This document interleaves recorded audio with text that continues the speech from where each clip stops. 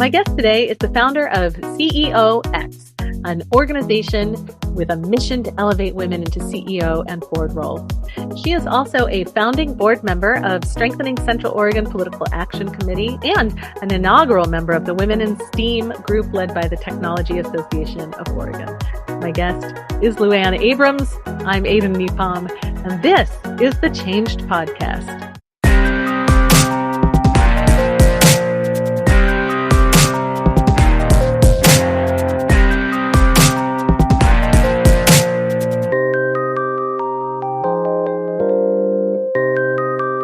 Thank you so much for being here on the Changed Podcast, Luann. Thank you so much for having me. When I found out about CEOx, I was like, I got to get Luann on the show. Well, I appreciate that the mission resonated with you. Yeah.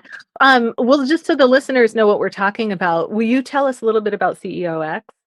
Yeah. So CEOx elevates women into CEO roles. I mean, our mission is focused mostly on getting women CEO roles in venture-backed companies. So the earlier stage companies, we talk to a lot of women who are pretty high up at larger companies, enterprise type companies, and taking their growth and scale skills from working at these larger companies, translating it into helping the smaller startups grow and scale is really key. And we really want to get women their first CEO role and their first board role, because women are often overlooked if they have not already accomplished something in their career. And so we really advocate for them there. And we talked prior to this, and you were sharing some really interesting statistics with me. There are benefits other than that it's the right thing to do to bringing women into leadership roles. It's good for companies. Can you talk a little bit about that?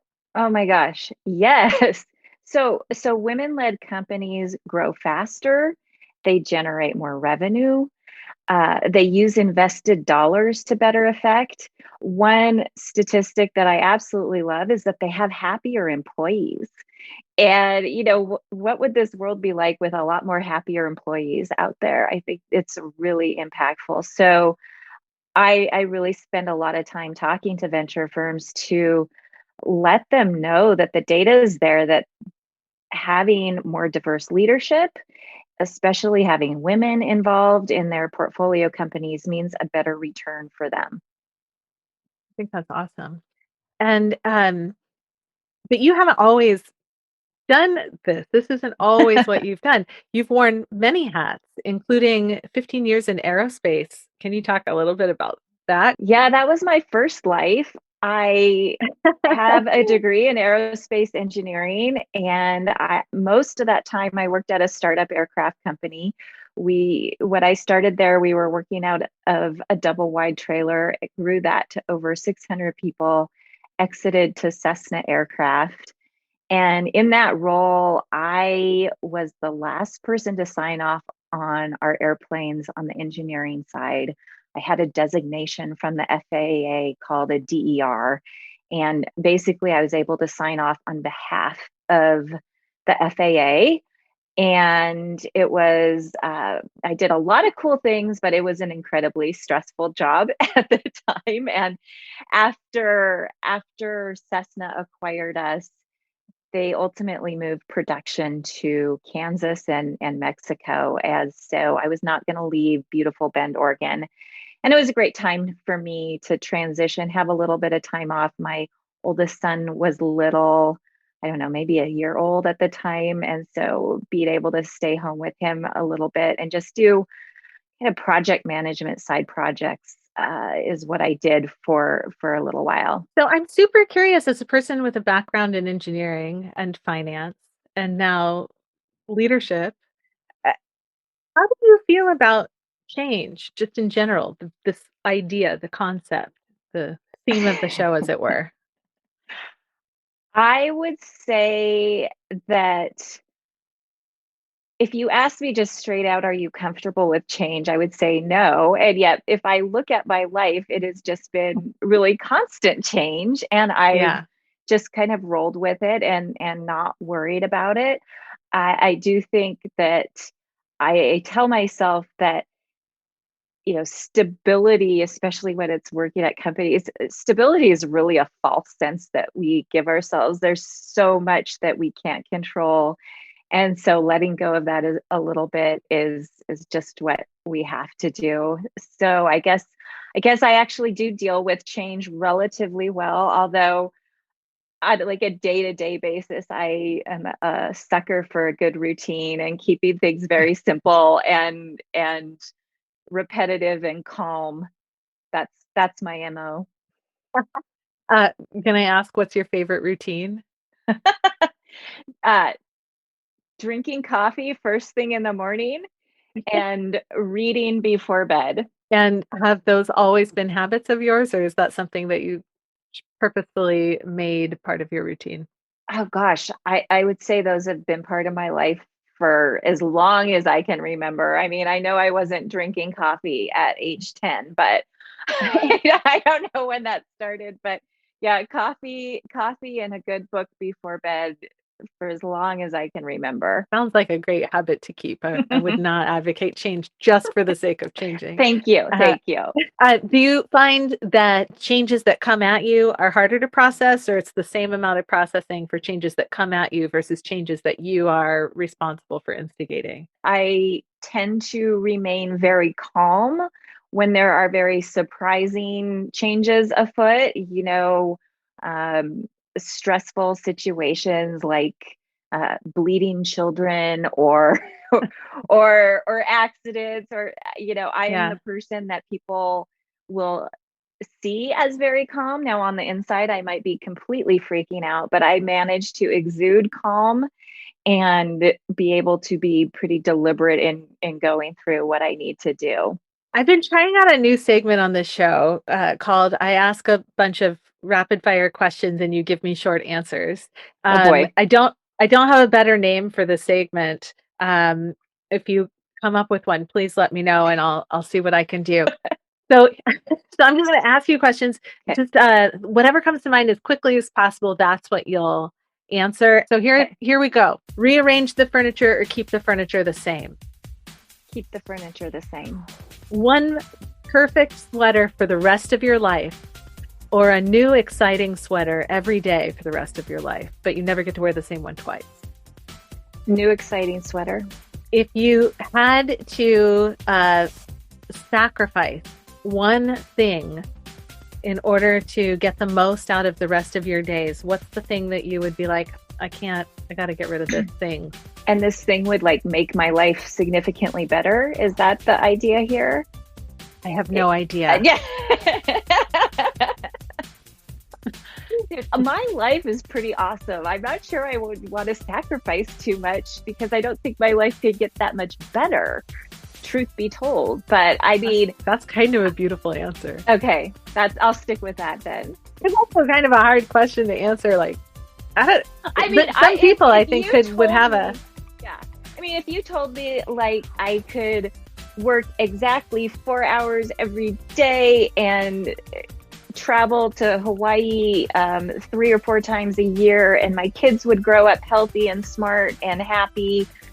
If you give up sugar, I'd be like, oh, that's going to really hurt, but I would be willing to do it. I feel like those are the promises that people make who advocate giving up sugar. I could be wrong. I know, and I don't believe it. So what's the best book that you've read in the last few months? If you're reading a good book every night, you're probably going through them at a steady clip. Well, no, I'm not, because I'm so exhausted by the end of the day right now that I read for like 10 or 15 minutes and then I fall asleep.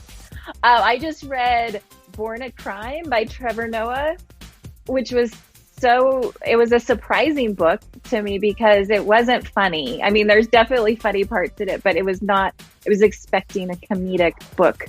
But it really was impactful, talking about his life growing up in South Africa, and very, very interesting. Highly recommend. That's awesome. Okay, last question. If you could listen to anyone give an interview on this show, who would you want to listen to? Maybe Sally Krawcheck. Do you know, she's the founder of Elvest, and I've heard interviews from her before, but what I love about her interviews is that she talks about how she was fired, and actually I think she was fired twice, and she owns it, and then it just motivated her to create Elvest, which is a great organization. And she's definitely somebody I would like to definitely resonates with the change. Like there's probably no bigger change than getting fired. It's certainly a rapid change. Yeah. Yes, a rapid and having to adjust to it. So she would be a great guest. Have you ever been fired from anything? Yes, I was fired from a runner position in high school by my best friend's dad. Oh. And it was because my best friend and I got in a big fight. So it doesn't really count. It totally counts. Oh, it totally counts. It was such teenage drama back then. It's like, not only do you lose your teenage best friend, but then you're also like, and my job is gone. Yeah, like, and my job. And it was like the sweetest job. I was so overpaid for what I did. Oh man, I think I huge totally bummer. Think that counts. It completely devastated me. Not really. Totally. I see. Here's the thing. I have memories of being a teenager and feeling like everything was a huge deal. Oh yeah, and right. The thing is when I look back, I'm like, well, I think it was a huge deal given my life experience to that point. But I think it's easy as adults to look at teenage experiences and be like, kid, you don't know what back pain is yet. Right. Or whatever the thing is. So, it's good to remember that, oh yeah, there's some really dramatic things happen, and those experiences are real for teenagers. Mm-hmm. Absolutely. We can't diminish it at all. I mean, we can't. I do, but I don't think we should. Don't think. But I'm also not a parenting expert. But all right. Well, so one of the things that I really like to do is I like to hear stories from my guests, and the reason that I do this is I find that it's super interesting to take a look at how the fork in the road moments in our lives influence the days after, that sort of shift our view of things. And I'm wondering, Luann, if you would be willing to tell us a story from your life of a moment where you experienced that things changed after that moment. Yeah. So this one is really relevant to me because of what I'm doing now, because it was what gave me the idea of CEOx. My husband and I were both investing in venture. And one of the things with venture is you tend to go to annual meetings regularly. And that's where the fund gives you an update on what they've invested in, how the fund's performing. We'll typically bring in the CEOs of the companies they've invested in. And they also tend to announce new CEOs, because what I was finding is that it's not uncommon for founding CEOs to be replaced through the growth cycle of these companies. And typically it's just that not all founders have growth and scale skill sets. And of course, that's what's needed if these venture funds are going to make any money off of their investment. So a few years back, I was sitting at an annual meeting, and they were talking about a women's healthcare platform, one of their portfolio companies, and that they had a new CEO. And they announced the new CEO, and up jumps this guy. It's a women's healthcare platform for tracking your fertility and your periods. And I see this guy take the stage, and I'm like, you've got to be kidding me. And I actually turned to one of the partners who was sitting next to me, and I said that. I said, are you serious right now? You couldn't find a woman to run a women's healthcare platform? And his reply was, well, we tried. And so that was the start of like, what the heck is going on here that this keeps happening? Because as I reflected back, I'm like, wow, I don't think I've ever seen a woman be given a CEO role. It just doesn't happen. And so that was kind of that ultimately ended up changing my life drastically because it's why I started CEOx. I will tell you, I didn't do anything at the time. It was more like letting it fester for a while and then trying to figure out what was going on and then trying to come up with a solution. And so then the next big kind of change point happened to be I was really busy with work. I was running a very small fund and an accelerator, as well as doing some consulting work. And it was summer and the kids were home from school and I was totally maxed out. And so September rolls around, I send my kids off to school. My venture stuff was winding down and all of a sudden I had time again. And I was literally sitting on my couch doing a little bit of Netflix each day. And it just felt so good to relax. And all of a sudden, I mean, about 2 weeks of that, and my brain just started kicking in like, okay, I need to do this CEOx thing. I had that space in my brain after a couple of weeks to really think about it. And I'm like, okay, I'm recharged. I can do this now. And so that was a few weeks of just downtime and boom, I was, I guess, ready to go again. That's amazing. Thank you for sharing that story.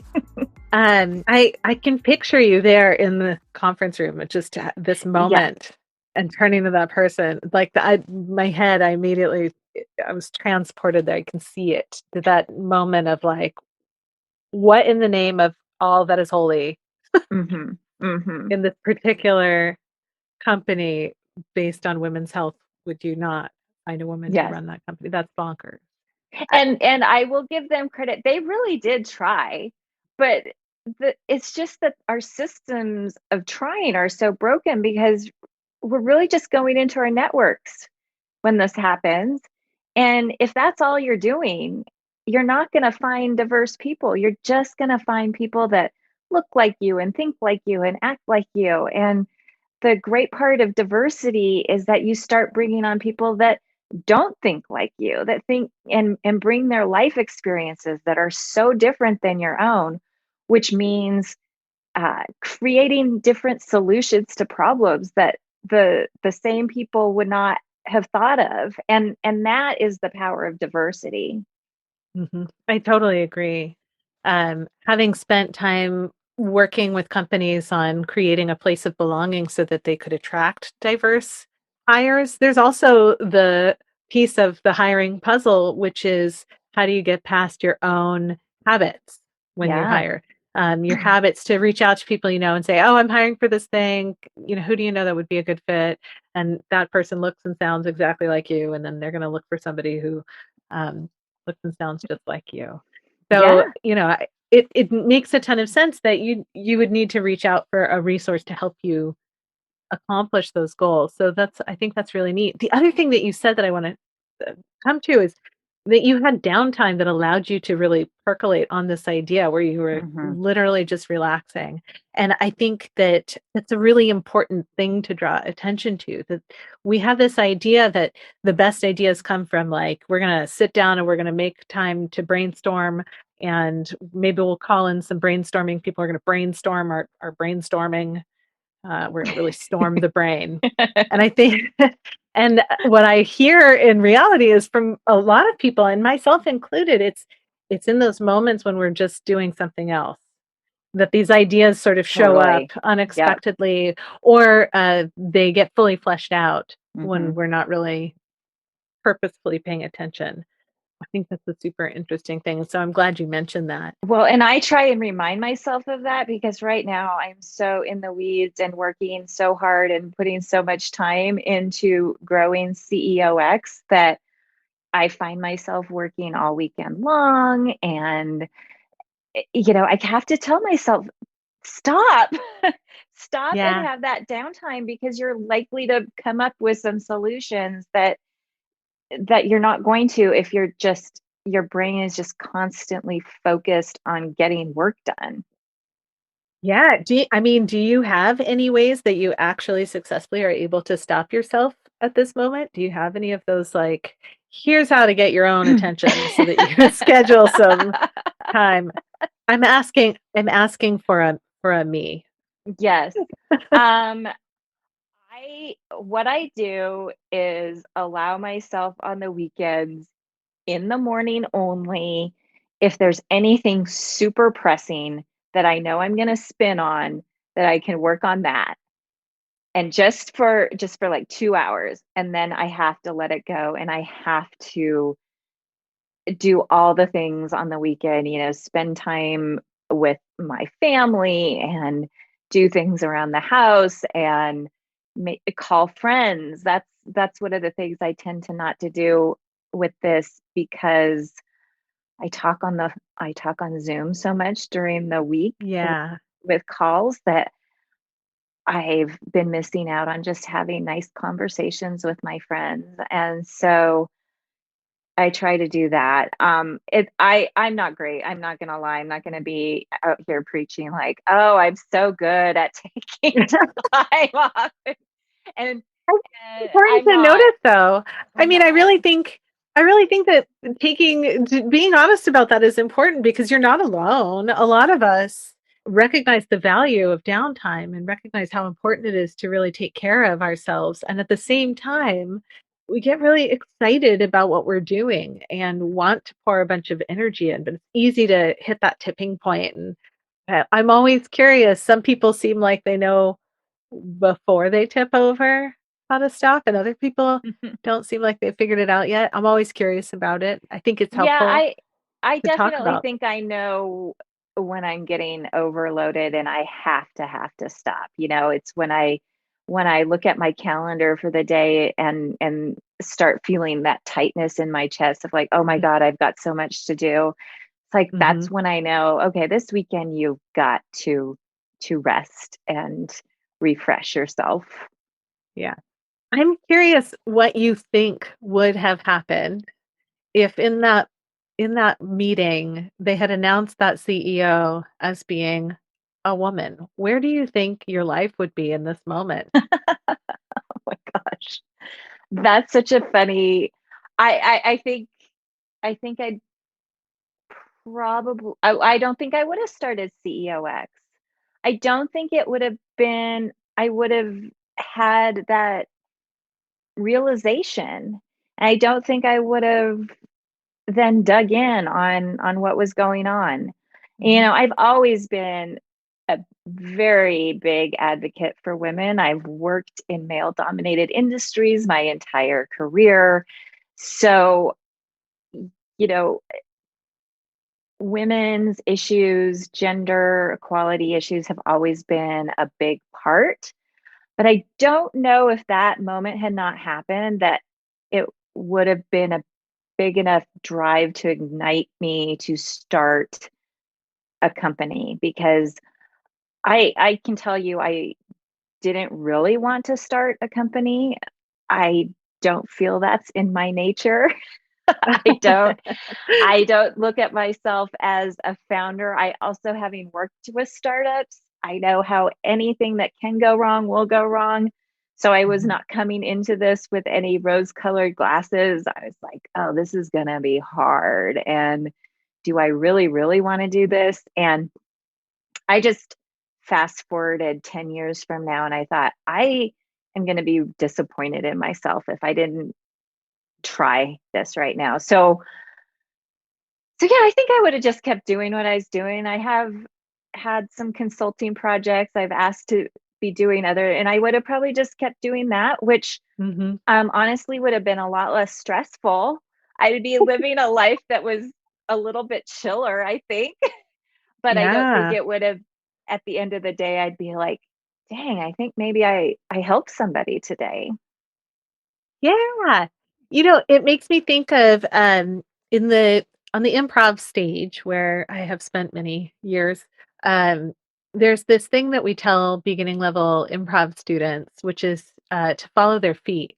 So, there's this thing that happens when you're watching an improv scene from the sidelines, and you could jump in and you could become a player on the stage. Um there's this thing that happens where you have a thought. Why doesn't somebody do this thing? Why doesn't somebody add this piece of information? Or why doesn't somebody create this environment? Or this is what is needed. Why isn't somebody doing it? Mm-hmm. And that's the moment when you should move to action. Because if Yeah. you're thinking, why doesn't somebody do that thing? That's because you're the one who's supposed to do it. Totally. For about a year, I was going around telling anybody who would listen to me about my idea and hoping somebody would steal it. And I always, when I'm advising, startup founders, um, in just like in a general way, when I'm talking to them and they're like, well, I don't want to tell you this idea. I'm like, oh my gosh, you have no idea how hard it is to execute on Yeah. an idea. Ideas are a dime a dozen. It's actually taking action and doing something to turn that idea into something that is really hard and should be, celebrated, I think. I think so too. I celebrate this idea in a big way. I think that it's Thank you. I really like it. I'm biased being a woman who works with women in leadership who are rising into leadership roles. So I'm biased, but I think it's fantastic.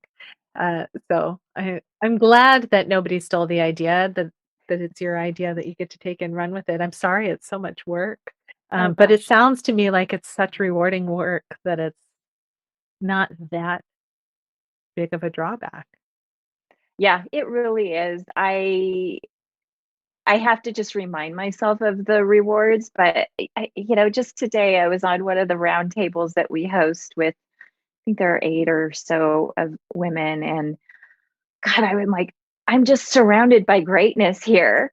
And because all of the women on there are just amazing women going, and then they share the hurdles they're going through Mhm. or facing, and it's the whole group comes around to offer feedback and ideas. And I'm like, wow, I'm actually the one that brought these together. And I don't want to take credit for anything because I have a facilitator that runs the whole program, and all of these women are putting so much effort into what they bring to the table. But I have to say that if I'm having a hard day, I say, I'm the reason that they all came together. Had I not started this, they wouldn't all be here.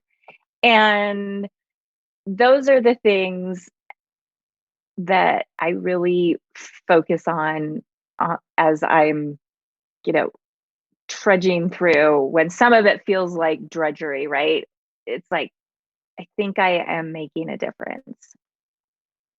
Well, Did that come off as really conceited? I hope it didn't, because that no, it was actually not it my came off as intent.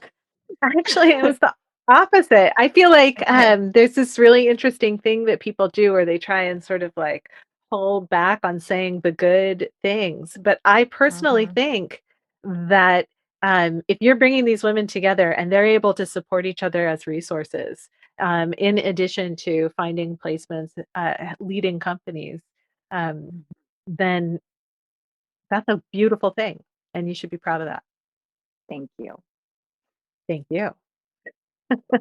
Um, So, as we are bringing this conversation gently to a close, Yeah. is there anything that you would want people to take from this conversation? Any final thoughts about change or how these moments shape other moments? I would like everybody listening to think about their biases and what needs to change. And I'm going to give you an example back to our roundtable from today. We all have biases. It's a natural way of our brains function, but we do have reason too, and the ability to identify them and start a practice of becoming aware of them so that we can change them. And it's so important we change a lot of that. And so today in our roundtable, 2 different women were talking about, for their next career step, they want to make more money. Mm-hmm. And they just said it like, I want to make more money. And both times I kind of got uncomfortable with that. And I thought, wow, that's strange that me, this huge advocate for women in leadership, and absolutely women should be making the money that they deserve, had a reaction to women just being so outward and saying, I want to make more money. Because I know for a fact I wouldn't have even given that a thought had those words come from a man. So I'll just say that as making a practice of addressing and noticing your own bias so that you can change it is a great thing to be doing. I think those are wonderful words of wisdom. So thank you for that. I will, of course, have a link in the show notes so that if people are curious about CEOx, they can learn more. But is there anything else that you would want people to reach out to you for, or anything that you'd like people to know about? Yeah, any senior leaders out there that have women in their network that they think would make great CEOs, please introduce them to me and to CEOx. We have a lot of amazing support and resources for them. And ultimately, we want to see these women in CEO roles. Fantastic. Well, Luann, thank you so much. It's an absolute pleasure talking to you, and I appreciate your time on the show. I appreciate you. Thanks for this opportunity. And I enjoy talking with you. And thanks for your support of CEOx, because you're going to come and have a little leadership talk with everybody. So we appreciate that a lot. My pleasure. I'm excited to do that. I think it's going to be great.